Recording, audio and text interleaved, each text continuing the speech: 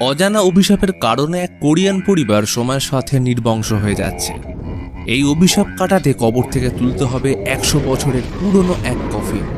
কিন্তু কেউ জানতো না যে কফিন তুলতেই বেরিয়ে আসবে একের পর এক শিহরণ জাগানো রহস্য। বলছিলাম বিশ্বব্যাপী চর্চিত সদ্য মুক্তিপ্রাপ্ত কোরিয়ান মুভি এক্সহিউমার কথা। বং গিল এবং তার সিনিয়র লি হারিম কোরিয়া থেকে লস এঞ্জেলস যাচ্ছে। হারিম একজন শামান এবং বং তার সহকারী। লস এঞ্জেলস থেকে পার্ক নামের এক রিয়েল এস্টেট ব্যবসায়ী বিশেষ কারণে তাদের ডেকে পাঠিয়েছে। এয়ারপোর্ট নামলে পার্কের অ্যাসিস্ট্যান্ট তাদের সোজা আনে হসপিটালে। পার্কের নবজাত বাচ্চা আইসিইউতে রয়েছে। বাচ্চাটা জন্ম থেকেই অসুস্থ। শহরের সব বড় বড় ডাক্তার ওষুধ দেওয়া সত্ত্বেও তাকে সুস্থ করতে পারছে না।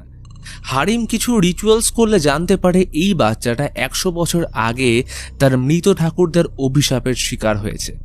এই নিয়ে বিস্তারিত কথা বলার জন্য পার্ক তাদের বাড়িতে আমন্ত্রণ জানায়। পার্কের পরিবারের প্রত্যেক জ্যেষ্ঠ এবং নবজাতরা বহু সময় ধরে এই প্রবলেমে ভুগছে। তার ভাইয়ের সাথে প্রথমে এটা হতো, যার তাড়নায় মেন্টাল হসপিটালে আত্মহত্যা করে। কিন্তু ওর মৃত্যুর পরেই অভিশাপ এখন পার্ক ও তার নবাগত বাচ্চাকে শিকার বানিয়েছে। আর এই বিষয়টা বংশগত। চোখ বন্ধ করলেই মনে হয় কেউ কষ্টে চিৎকার করছে, সাথে রাত নামলেই দুঃস্বপ্ন। হারিম তার শামানিজম এবং এই বাড়ির ফেংশুই দেখে বলে তাদের উপর পরিবারের মৃত ঠাকুরদার অভিশাপ রয়েছে। এটাকে তাদের ভাষায় অ্যানসেস্ট্রাল কল বলা হয়। অর্থাৎ তাদের মৃত ঠাকুরদা কোনো কারণে কষ্টে রয়েছে এবং প্রতারণার শিকার হয়েছে। আসলে পার্কের পরিবার কোরিয়াতে থাকলেও পরবর্তী সময় তারা আমেরিকায় শিফট করে যায়, কিন্তু ঠাকুরদার কবর রয়েছে কোরিয়ায়। হারিম বলে এই অভিশাপ থেকে বাঁচার উপায় রয়েছে, কিন্তু এর জন্য তার দুজনকে দরকার, ফেংশুই এক্সপার্ট স্যাংডিয়ক এবং জিওম্যান্সার জিউন। এখানে একটু বুঝিয়ে দিই, কোরিয়া ও জাপানে উদ্ভব হওয়া এই ফেংশুই বিদ্যা পৃথিবীর সর্বত্র বিভিন্ন নামে পরিচিত, যেমন হিন্দুদের মতে বাস্তুশাস্ত্র।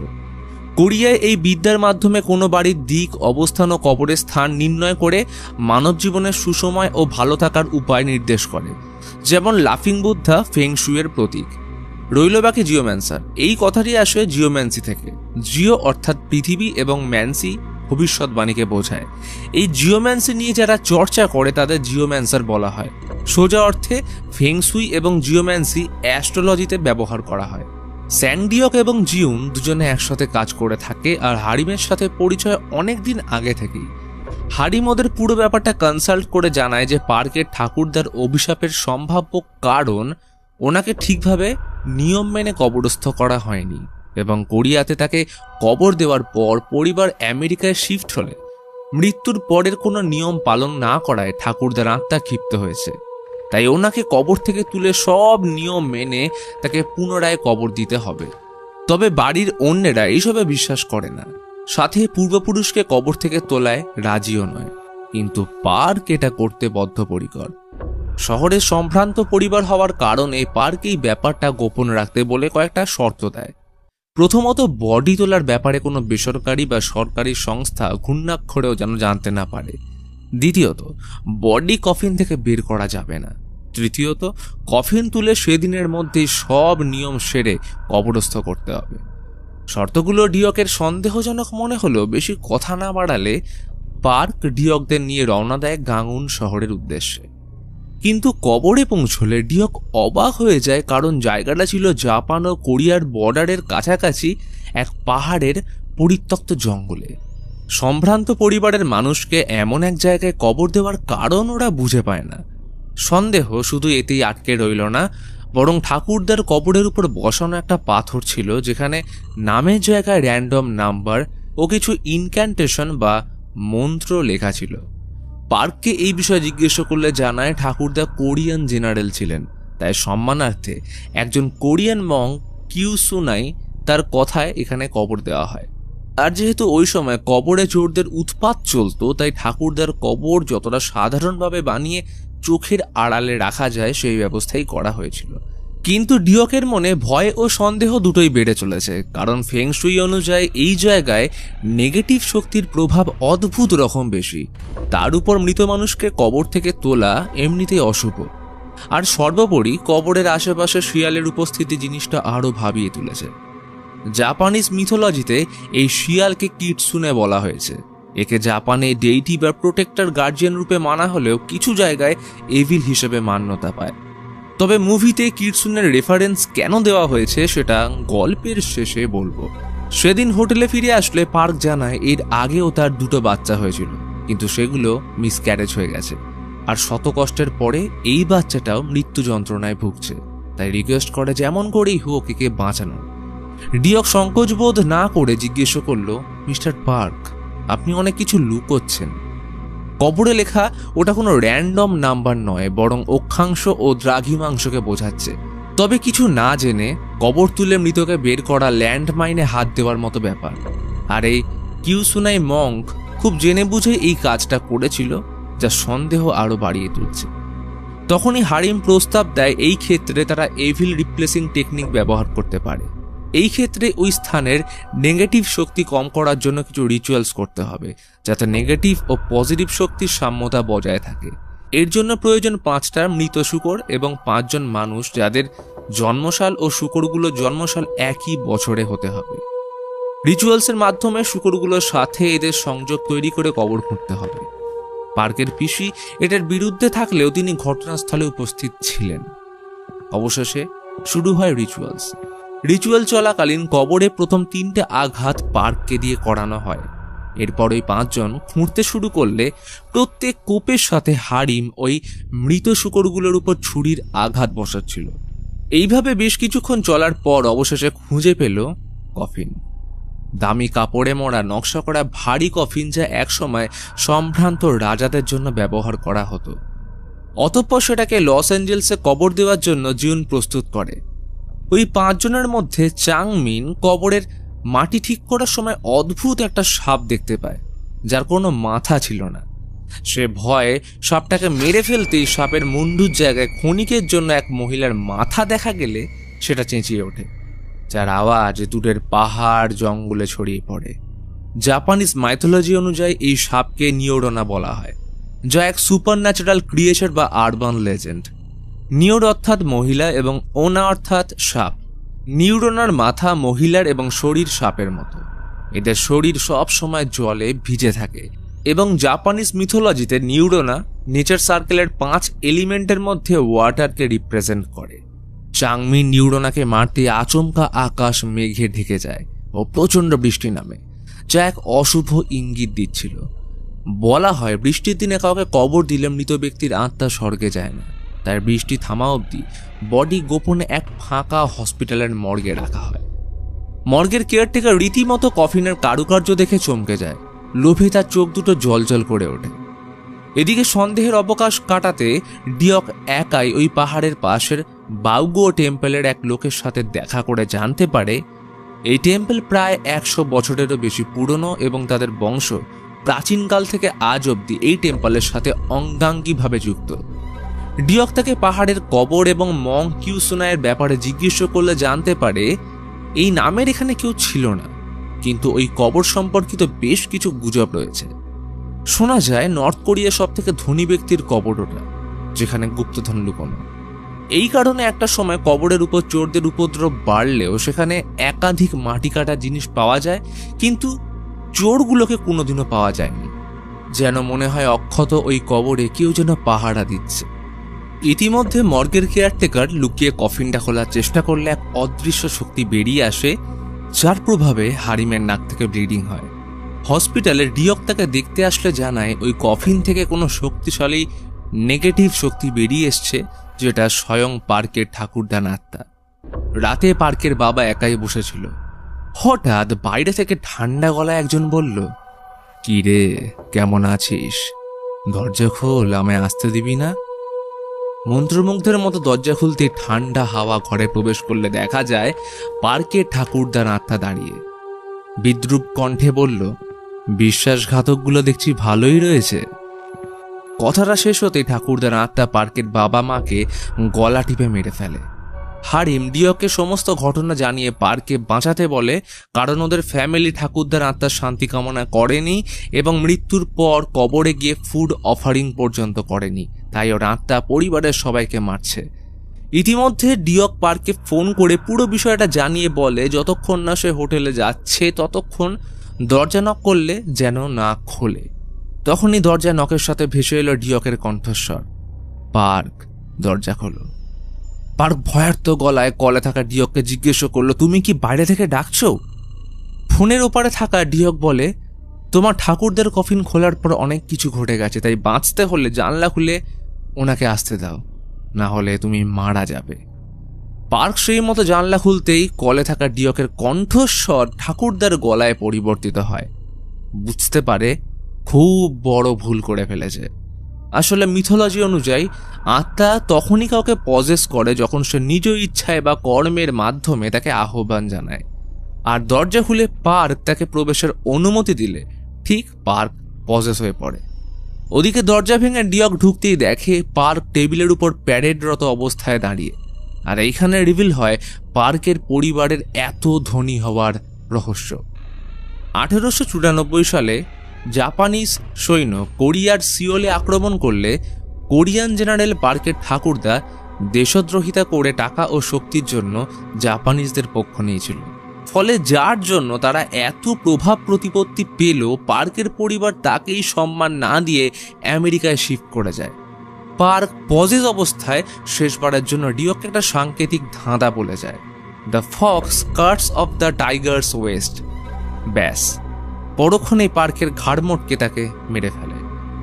ঠাকুরদের আত্মা এবার সোজা পৌঁছয় পার্কের বাচ্চাকে মারতে। ডিয়ক বুঝে যায় কবর দিয়ে লাভ নেই, বরং বাচ্চাকে বাঁচাতে হলে কফিনে এখনই পুড়িয়ে ফেলতে হবে, না হলে এই বাচ্চা ও পার্কের পিসির পরিবারের কেউ বাঁচবে না। অবশেষে পার্কের পিসি রাজি হওয়াতে কফিন পুড়িয়ে ফেলতেই ঠাকুরদার আত্মা চিরতরে বিলীন হয়ে যায়। কিন্তু সব সমস্যার কি এইখানেই পরিসমাপ্তি? এর মধ্যে ডিয়ক জানতে পারে সেদিন চাংমিন কবর খোঁড়ার পর থেকে ভীষণ অসুস্থ হয়ে পড়েছে। তাই ওর সাথে ডিয়ক দেখা করলে চাংমিন জানায় ডাক্তার দেখিয়েও কোনো লাভ হচ্ছে না। রাত হলেই আকস্মিক চিৎকার, ভয়াবহ ভিশন দেখতে পায়। সেদিন তার ওই অদ্ভুত সাপটাকে মারা উচিত হয়নি, তাই ডিয়ককে রিকোয়েস্ট করে সাপের বডিটা খুঁজে যেন ওটা সৎকার করে, অর্থাৎ এখানে নিউরোনার কথা বলা হচ্ছিল। ডিয়ক সেই মতো পার্কের ঠাকুরদের কবরে গিয়ে একটু খোঁজাখুঁজির পর নিউরোনার দুখণ্ড হয়ে যাওয়া বডি খুঁজে পেলে সেটাকে দেখা মাত্রই চমকে ওঠে, এবং বেলচা মাটির নিচে শক্ত কোনো জিনিসের উপর লাগলে ডিয়ক হন্তদন্ত হয়ে পার্কের ঠাকুরদার কবরের মাটি বেশ কিছুটা খুঁড়তেই বেরিয়ে আসে আরও একটা অদ্ভুত দাঁড় করানো কফিন। এমন জিনিস সে আগে কখনো দেখেনি। সাথে সাথে এই খবর বাকিদের দিলে দ্রুত ঘটনাস্থলে আসলে বের করা হয় প্রায় 9 থেকে 10 ফুট লম্বা ও কাঁটা তারে জড়ানো এক দৈত্যাকার কফিন। লক্ষণীয় বিষয়, কফিনটা তুলতেই সেখানে উপস্থিত সব কিটসুনে সরে যায়। এখন প্রশ্ন হলো, এই কাঁটা তার জড়ানোর কারণ কি? ওরা আজ রাতটুকু কফিনটা বাউগো টেম্পলের বার্ন হাউসে মন্ত্রপুত চাল ও ঘোড়ার রক্তের গণ্ডির মধ্যে রাখে। ডিয়কের মধ্যে পার্কের পিসির সাথে দেখা করে তার বাবার কবরের ব্যাপারে জিজ্ঞাসাবাদ করলে রিভিল হয় যে মং কিউসুনাই কোরিয়ান নয়, বরং একজন জাপানিজ মঙ্ক ছিলেন যার আসল নাম গিসুনে। শোনা যায় এই মঙ্ক কোরিয়ার ভৌগোলিক অবস্থানের ব্যাপারে ভীষণ অবগত ছিলেন। তবে এখানে প্রশ্ন হলো, পার্কের ঠাকুরদা যদি নিজের দেশের সাথে বিশ্বাসঘাতকতা করে জাপানের সাহায্য করে থাকে, তাহলে জাপানিজ মঙ্ক তার সাথে এমন কেন করল? রাতে ডিনার সেরে সবাই ঘুমিয়ে পড়ে, কিন্তু হারিম একা বসে তার মৃত ঠাকুমাকে স্মরণ করছে। তারও হারিমের মতো ক্ষমতা ছিল। তখন মাঝরাত। বঙ্গিল লক্ষ্য করে টেম্পলের লোকটা তার বুকের উপর দাঁড়িয়ে বিড়বিড় করে বলছে সে আমার লিভার নিয়ে গেছে। তার গোটা শরীরে গভীর ক্ষত। বঙ্গিল নিজেকে সন্ত্রস্ত করে মন্ত্র পড়ে উঠতেই দেখে কেউ নেই। মনে সন্দেহ জাগলে একাই চলে আসে বার্ন হাউস চেক করতে। দরজার ভিতর থেকে লাগানো। শুনতে পেল দূরের খামারে শুকরগুলো ভয়ানক চিৎকার করছে। কোনো রকমে সেখানে টিনের ফাঁক দিয়ে কিছু একটা দেখতেই বঙ্গিল ভয় ঠান্ডা হয়ে গেল। 9 ফুট লম্বা একটা মানুষ টেম্পলের লোকটার মাথা ধর থেকে ছিঁড়ে ফেলল। বঙ্গিল কোনো রকমে এসে হারিমকে ডাকলে হারিমের ঠাকুমা তাকে বাধা দিল, ছুটে যায়। বার্ন হাউসের দরজা খুলে ঢুকতেই ভয় স্তব্ধ হয়ে গেল, কারণ কফিনের ঢাকনাটা কেউ উপড়ে ফেলেছে আর উপরের ছাউনিটা ভাঙা। হারিম সবাইকে ঘুম থেকে তোলার জন্য পাঠালে কফিনের ভিতর থেকে একটা জাপানিজ সামুরাইয়ের হেলমেট পায়। তখনই শুনতে পেল বাইরে ভারী পায়ের শব্দ। পরক্ষণেই এক দীর্ঘকায় লম্বা চওড়া পিশাচ দরজার সামনে এসে দাঁড়ালো। ভয়ানক কণ্ঠে বলে উঠল, ভিতরে কে? মানুষ নাকি? খাবার জন্য কি এনেছিস? মিষ্টি মাছ?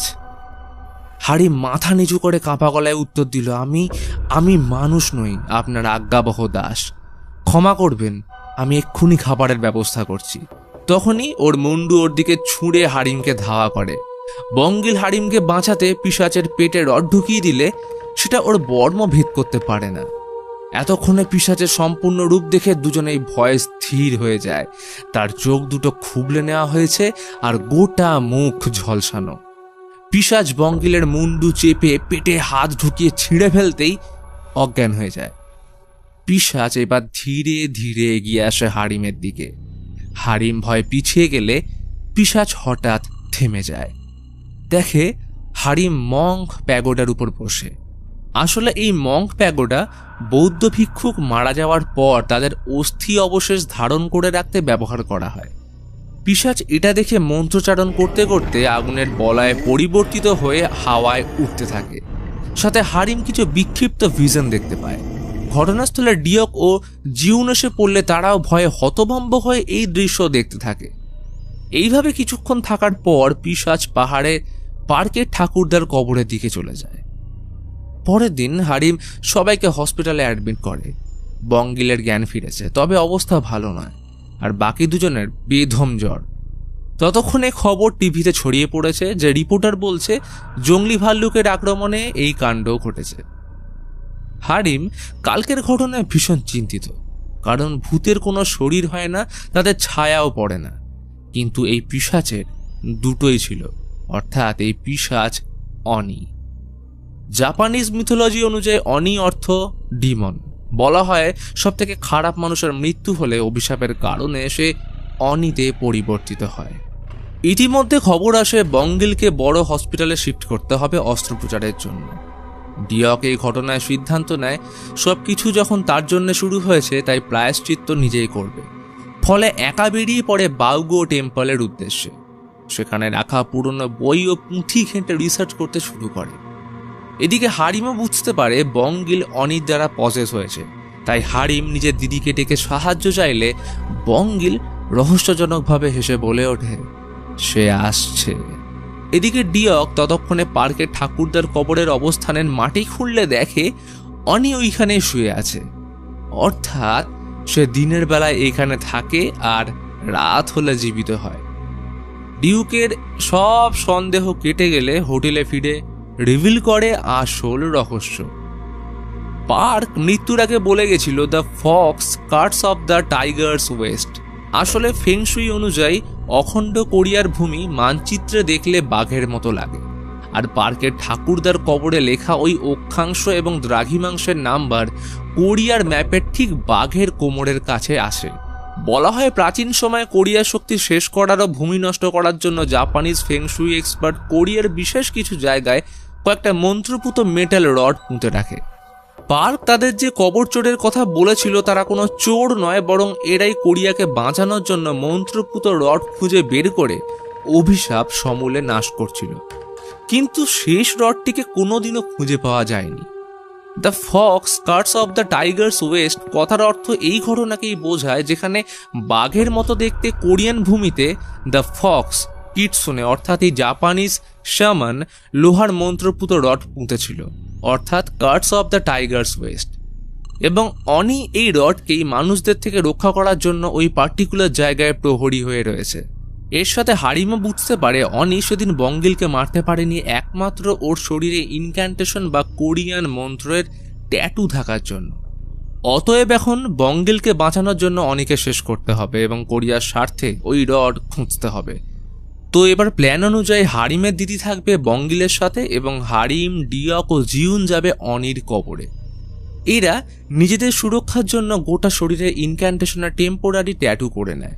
এখন অপেক্ষা শুধু রাতের। প্ল্যান ছিল হারিম অনিকে কবর থেকে কৌশলে সরিয়ে মন্ত্র ও ঘোড়ার রক্ত ব্যবহার করে মেরে ফেলবে বা দুর্বল করে দেবে, আর এই সুযোগে ওরা দুজন কবর খুঁড়ে রড তুলে ফেলবে। এর জন্য দেওয়া হয় মিষ্টি মাছের টোপ। সেই মতো কাজও হয়। অনি জেগে উঠতেই মাছের গন্ধে হারিমের পিছু নেয় এবং ওরা কবর খুঁড়তে শুরু করে। তবে শত চেষ্টার পরেও রড খুঁজে পায় না। আর এদিকে হারিমের পক্ষে অনিকে আটকে রাখাও সম্ভব হচ্ছিল না। হারিমের ঠাকুমার আত্মা তাকে ভিশনে দেখিয়েছিল যে এই জাপানিজ সামান গিসুনে এর সাথে একবার তার মুখোমুখি হয়েছিল। সে কিন্তু যথেষ্ট শক্তিশালী, তাই ওর প্রভাব অনির উপর যথেষ্টভাবেই থাকবে। অনি হারিমকে মারতে গেলে ঠাকুমার আত্মা তাকে বাঁচিয়ে নেয় এবং অনি কিছু করে না, কারণ সে একমাত্র মানুষদের থেকেই কবরকে রক্ষা করত। হারিম রুদ্ধশ্বাসে পালানোর সময় জিউনের দেখা পেলে জানতে পারে যে তারা কবরে কিছুই খুঁজে পায়নি। আর তখনই দেখে অনি আগুনের গোলায় পরিবর্তিত হয়ে কবরে ফিরে যাচ্ছে, অর্থাৎ ডিয়কের প্রাণ সংকটে। ডিয়ক নিজের মৃত্যুকে ধীরে ধীরে এগিয়ে আসতে দেখে, কারণ আজ তার শেষ দিন। পরক্ষণে অনি পিঠে হাত রেখে বলল, আমার অনুগত হতে চাও নাকি তোমার লিভার দিতে চাও? পরক্ষণে অনি তীক্ষ্ণ নখযুক্ত আঙুল ডিয়কের পেট ফুঁড়ে ঢুকিয়ে দেয়। বাঁচানোর জন্য হারিম মন্ত্রপুত ঘোড়ার রক্তে তাকে ভিজিয়ে দিতেই অনির গোটা শরীর জ্বলতে শুরু করে। ফলে অনি হারিম আর জিউনের গলা টিপে তুলে ধরলে হারিম কিছু ভিশন দেখতে পায়, আর এই ঘটনার সাথে রিভিল হয় অনির আসল রহস্য। সেকিগাহারা যুদ্ধের সময় জাপানিজ সামান জিসুনে, অর্থাৎ যাকে ফক্স বলা হচ্ছে, সে একজন জাপানিজ জেনারেলের মাথা কেটে তার গোটা শরীরের সাথে বিভিন্ন পশুদের অঙ্গ প্রত্যঙ্গ সেলাই করে 10,000 কোরিয়ানদের খুনের রক্তে রাঙা এক জ্বলন্ত কাটানাকে জেনারেলের শরীরে ঢুকিয়ে মাথাটা সেলাই করে সোজাসুজিভাবে মাটিতে পুঁতে দেয়। অর্থাৎ ওই লাস্ট মন্ত্রপুত রড আর অন্য কোথাও নয়, স্বয়ং অনির শরীরে ঢোকানো। এরপর এই কবরের উপর পার্কের ঠাকুরদাকে কবর দেওয়া হয়, কারণ সামান জানতো অভিজাত পরিবার হওয়ার কারণে পার্কের ঠাকুরদার কফিন কেউ কবর থেকে তুলবে না। কিন্তু পার্কের ঠাকুরদার বডি তোলার সাথে নিউরোনা, অর্থাৎ সে অদ্ভুত সাপটা মারা গেলে প্রথম গার্ড সরে যায়। আর জাপানিজ মিথোলজিতে নিউরোনাকে ওয়াটারের সাথে তুলনা করা হয়। এরপর কফিনটা ছিল কাঠের, সেটাকে তোলা হয় মাটির নিচ থেকে, মানে আর্থ। আর রইল বাকি মেটাল এবং ফায়ার, অর্থাৎ জ্বলন্ত কাটানা, যেটা অনির মধ্যেই ছিল, কারণ মেটাল কাটানাকে আগুনে পুড়িয়ে তার শরীরে ঢোকানো হয়েছিল। ফেংসুইয়ের মেন 5 এলিমেন্ট হলো wood, water, earth, fire and metal. তো এই 5টা এলিমেন্ট বিঘ্নিত হওয়ার কারণে অনি জেগে ওঠে। এতক্ষণে পুরো বিষয়টা ডিয়ক বুঝে ফেললে অনির পায়ে কুড়ুল দিয়ে আঘাত করলে ওদের দুজনকে ছেড়ে দেয়। এর সাথেই অনি ডিয়কের মাথা তালুতে চেপে ধরে, আর ততক্ষণে ডিয়ক নিজেকে প্রস্তুত করে নেয়। তার কুড়ুলে ছিল কাঠ, অনির ভিতরের কাটানা ছিল মেটাল, দাঁড়িয়ে ছিল সে মাটিতে, অর্থাৎ আর্থ, এবং ফায়ার অলরেডি ছিল, কারণ কাটানা আগুনে পোড়ানো হয়েছিল, আর বাকি রইল রক্ত। তো ডিয়ক কুড়ুলে তার পেট থেকে বেরোনো রক্ত মাখিয়ে নেয়, যেটা 5 এলিমেন্টের ওয়াটার বা তরলের কাজ করে এলিমেন্ট সার্কেল কমপ্লিট করছিল। আর অবশেষে নিজের সব শক্তি দিয়ে অনির উপর আঘাত করে তাকে মাঝ বরাবর চিড়ে ফেলে। আহত ডিয়ক লুটিয়ে পড়ল কবরে। সে পেরেছে সবাইকে অভিশাপ মুক্ত করতে। আর এদিকে বঙ্গিলো পজেশন থেকে মুক্ত হয়। ডিয়ক সেদিন মৃত্যুর মুখ থেকে ফিরে এসেছিল। সবার প্রার্থনা তাকে মৃত্যুর কোলে হারিয়ে যেতে দেয়নি। যতই হোক, তার মেয়ের বিয়ে দেওয়া এখনো বাকি, আর এই বঙ্গিল, হারিম, জিউন তার থেকে নিমন্ত্রণ না পেয়ে ছেড়ে দেওয়ার লোক তো নয়।